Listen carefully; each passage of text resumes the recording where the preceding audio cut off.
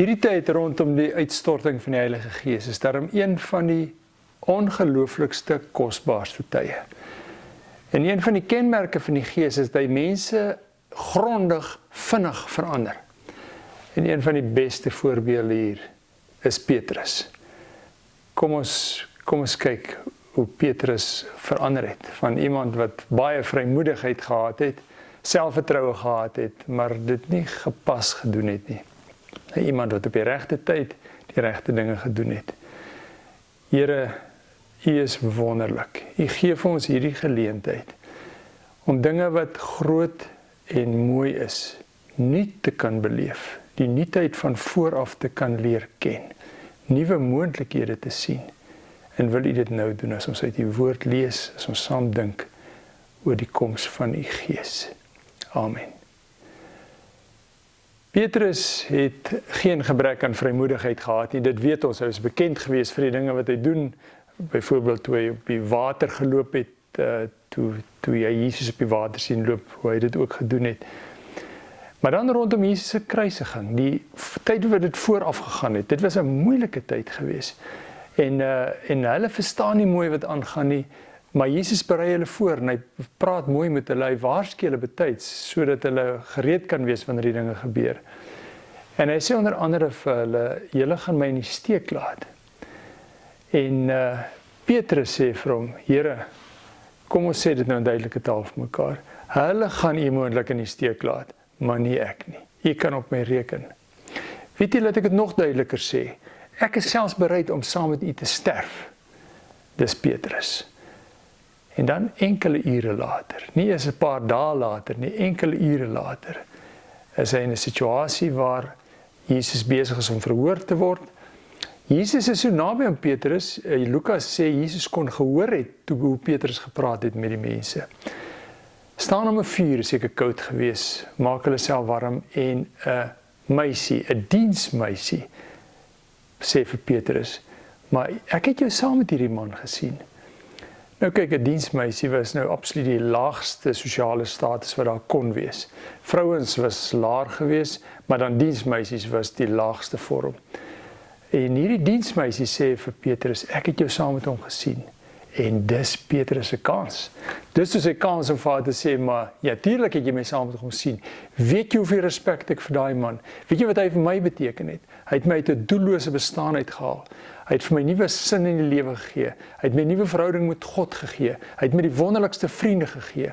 Hy het kere toe ek moeilikheid gehad het en droog gemaak het, het hy my gehelp. Hy is die ongelooflikste mens en nie net vir my nie. Kom ek vertel jou wat hy vir ander mense gedoen het. Hy het die gewone mense het hy kos gegee. Hy het hulle gesond gemaak. Hy het vir hulle hoop gegee. Hierdie man is onskuldig. Wat julle hier aan hom doen, is 'n totale onreg. Ek wens ek kon in sy plek gesterf het. Dis wat hy moes sê. En dan sê Petrus vir die meisie, ekskuus, maar jy is my saam met hom gesien en jy maak 'n groot fout. Ek ken die man van geen kant of nie, ek is maar toevallig hier. En asof hy dit dalk per ongeluk gedoen het, sy aandag is dalk 'n bietjie afgelei, sê nog ene, nog ook 'n meisie, vir hom, maar ek het jou saam met hom gesien. En die Bybel sê hoe hy in al hoe sterker taal het sê, ek sweer, ek ken hierdie man nie. Later roep hy God as getuie, toe 'n derde man vir hom sê, maar jy is een van hulle. Roep hy God as getuie, ek ken hierdie man glad nie. Goed, kry die aan, en Petrus is toe skaam daar weg. Dis Petrus. Hy het die beloofde vrymoedigheid is nie daar nie. En dan kom ons by die gedeelte wat ons vandag saam lees. En ons lees uit Handelinge 4. Nou, die verskil tussen Handelinge 4 en die gebeure rondom Petrus se foute toe hy Jesus verloon het, is dat die Heilige Gees gekom het tussen die twee. Is nog dieselfde Petrus, nog dieselfde persoonlikheid, dieselfde vrymoedigheid, maar 'n totaal ander mens, net toe die Gees bykom. En wat gebeur het? Hulle is op pad tempel toe die middag, en dan sit 'n man, hulle dra hom elke dag soontoe, hy vir jare al sit hy daar, en hy bedel. En nou, interessant sy manier van bedel was, hy was so gewoond gewees, 'n klomp mense gee hom niks nie, daar wou hy nie druk op hulle plaas nie, maar hy het nie oogkontak gemaak, hy het net daar gesit, en hy het gebedel. En Petrus stop by hom, en Petrus sê vir hom, kyk na my. En die man kyk na hom en hy sê vir hom, dit wat jy vra, kan ek jou nie gee nie. Maar ek het iets anders en ek gaan dit vir jou gee. Geld het ek nie, maar in die naam van Jesus staan op en loop. En hy vat die man in sy hand en die man staan op. En die Bybel sê, hy het opgespring en hy het gehardloop en hy het gesing, hy saam met hulle tempel toe. En hy's 'n totaal ander mens. En toe is daar chaos, want die mense ken hierdie man. En hulle begin onder mekaar te praat, en die berigte kom by die owerhede uit, wat pas 'n kort rukkie van tevore vir Jesus gekruisig het, en dit weet hulle mag nie opstand in hierdie stad 'n oomblik duld nie. As die Romeine dit sien, dan mag hulle nie verder regeer nie, so hulle moet dit onmiddellik stop. En hulle vra, wat gaan aan? En hulle sê vir hulle wel, as nou net 'n man genees, en Petrus het dit gedoen in die naam van Jesus. En hulle sê, nee goed, neem hulle in hegtenis. Dit kan ons nie so doen nie, hulle gaan oproer veroorsaak. En kom ons lees, hoe sê die Bybel dit, Handelinge 4 van vers 1 af. Petrus en Johannes was nog besig om met die mense te praat, toe die priesters, die bevelvoerder van die tempelwag en die Sadduseërs op Petrus hulle afstorm. Die priesters en die ander was onthuts, omdat die apostels die mense geleer het en verkondig het, dat die opstanding uit die dood, deur Jesus se opstanding, 'n werklikheid geword het. Hulle het Petrus en Johannes gevange geneem, en hulle, omdat dit al laat was, in die tronk gesit, tot die volgende môre. Tog het baie van die mense wat hulle prediking gehoor het, gelowig geword. En die getal gelowiges het aangegroei tot omtrent 5000. Die volgende môre het die raadslede, die familiehoofde en die skrifgeleerdes in Jerusalem vergader. Ook die hoëpriester Annas en Kajafas, Johannes, Alexander en al die ander lede van die hoëpriesterlike familie was teenwoordig. Hulle het die apostels voor hulle laat bring en hulle ondervra.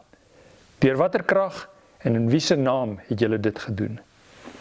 Toe het Petrus, vol van die Heilige Gees, vir hulle gesê, raadslede van die volk en familiehoofde, julle verhoor ons vandag oor 'n weldaad aan 'n siek man en hoe hy gesond gemaak is.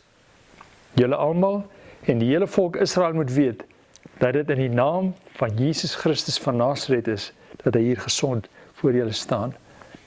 Die Jesus vir wie julle gekruisig het, maar wat God uit die dood opgewek het. Hy bring die verlossing en niemand anders nie. Daar's geen ander naam op die aarde aan die mense gegee waardeur God wil dat ons verlos moet word nie. Die Joodse raad was verbaas toe hulle Petrus en Johannes se vrymoedigheid sien, want die raad het geweet dit is maar ongeleerde en eenvoudige mense. Die raadslede het hulle ook erken as volgelinge van Jesus. En toe hulle nog boonop die gesonde man by die apostels sien staan, kon hulle niks teen hulle inbring nie. Die raadslede het hulle toebeveel om die raadsaal te verlaat en het die saak met mekaar bespreek. Wat gaan ons met hierdie mense maak, het hulle gevra. Dat 'n onmiskenbare wonder deur hulle plaasgevind het, is vir al die inwoners van Jerusalem duidelik. Ons kan dit nie ontken nie.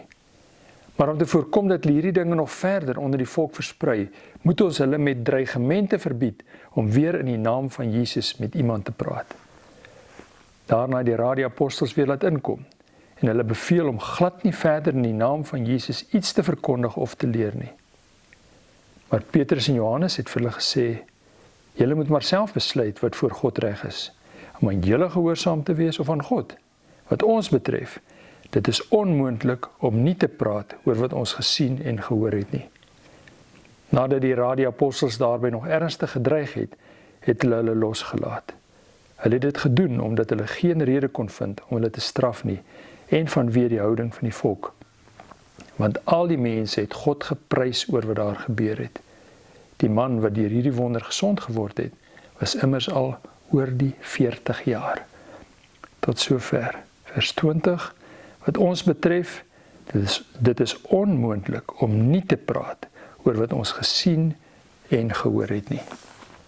Ons sou kon verstaan as Petrus hulle, soos ons net nog sê, vir die diensmeisie sou sê, Jesus vir ons belangrik en ons sal saam met hom sterf. En in hierdie situasie, die situasie reg lees en agterkom dat hier groot moeilikheid in die kom is, want die mense wat daar was al die belangrikste mense. Die kerkleiers, die invloedryke mense in die kerk, die mense wat die stads regeer, die stad regeer, die stadsraad, hulle is almal daar. En mense so dink het Petrus besef, o hemeltjie, hier is moeilikheid. Hierdie ouens, hulle kan ons seermaak. Diensmeisie, sy kan bietjie stir en so aan, maar hierdie mense, hulle kan moeilikheid maak. Hulle het Jesus pas sy dood veroorsaak. So as Petrus vir hulle so sê, ekskuus julle, ons is jammer, ons het met goeie bedoeling dit gedoen, hierdie man loop nou, maar ons wil nie moeilikheid veroorsaak nie. Dis maar 'n interne ding, ons sal onder mekaar sal ons gesels oor wat gebeur het, so moet julle nie belas nie, ons is verskriklik jammer, sal julle ons vergewe asseblief, en sal julle ons verskoon, ons wil net een kant toe gaan. Ons sou dit kon verstaan in die lig van die geweldige krag van die mense wat voor hom staan en die invloed en beheer wat hulle het. En dan gebeur die teendeel. Die een waar Petrus Jesus voor moes verdedig, die diensmeisie, doen hy nie. En hierdie mense waar ons hom sou verskoon as hy hierso so 'n bietjie sy moed hom sou begewe, hier het hy skielik hierdie ongelooflike vrymoedigheid. As Petrus hulle deur die raadslede verhoor word, sê hulle wel, die feit is, dis nie dat ons kies om te praat nie. Ons kan nie stil bly nie. Ons teksvers sê, sy woorde was gewees, dis vir ons onmoontlik om nie te praat oor wat gebeur het nie. Nou dis 'n stylfiguur om geweldig sterk oor te kom. Dis 'n sogenaamde dubbele negatief. Hy kon net sê ons sal stil bly. Hy sê vir hulle, dis onmoontlik om nie te praat nie, bedoelende, julle kan ons doodslaan, ons sal op geen manier stil bly nie. So die kosbare is dat Petrus in hierdie situasie gepaste stuk vrymoedigheid het. Hulle het geweet, wat kan hulle in die situasie doen, sodat die beste kan gebeur. En dit het veroorsaak dat mense vir hulle respek gehad het. En dat die volk vir hulle respek gehad het. En hierdie mense wat geweldige invloed met mag, kon niks aan hulle doen nie. En dis wat die Heilige Gees kom doen. Petrus se toespraak en hulle is aangrypend. As hy vir hulle sê, kan ek net vir julle duidelik sê wie Jesus was. Dis in sy naam dat hierdie man genees is. Laat ons geen illusies daaroor hê nie. Dis nie dat die man 'n goeie besoek aan die dokter gehad het of enige iets nie. Daar's een rede. Dis in die naam van Jesus, want Petrus het dit vir hom gesê, in die naam van Jesus staan op en loop. En ons wil net vir julle sê, wat julle aan hom gedoen het, was verskriklik onregverdig geweest. Hy en niemand anders bring die verlossing nie, hy het nie nodig gehad om deur julle doodgemaak te word nie. Dis wat hy vir hulle sê. En dit is die vrymoedigheid wat die Here ook in ons lewe wil hê. Want sien, ons maak foute na twee kante toe. Of ons het nie vrymoedigheid wat nie gepas is nie, so dit mag wees dat ons oor die Here wil praat en al wat ons reg kry is uiteindelik 'n gestryery oor die Here. En hier was nie kans vir stry gewees nie, hulle het met feite te doen gehad. Of dat ons nie vrymoedigheid het nie. Ons bly stil as ons moet praat. En wanneer die Heilige Gees kom, dan bring hy ons in hierdie honger om op 'n gepaste manier vrymoedig te wees. En dit is wat die Here vir ons soek. En mag die Here vir ons die wysheid gee om die situasies waarin ons is te lees en te weet wat ons moet sê en hoe ons dit moet sê. En as ons hom vra, sal hy dit vir ons gee. Here, dankie dat ons met rede oor U opgewonde kan wees en met vrymoedigheid oor U kan getuig. Dankie vir die wonders wat U doen, wat U elke dag doen, hoe U lewens verander, hoe U mense red, hoe U nuwe moontlikhede open en hoe U wys dat God regeer. En ons wil so wees. Ons wil vrymoediglik oor U getuig op maniere wat opbou en wat pas. Wil U vir ons help? Ons bid dit in Jesus se naam. Amen.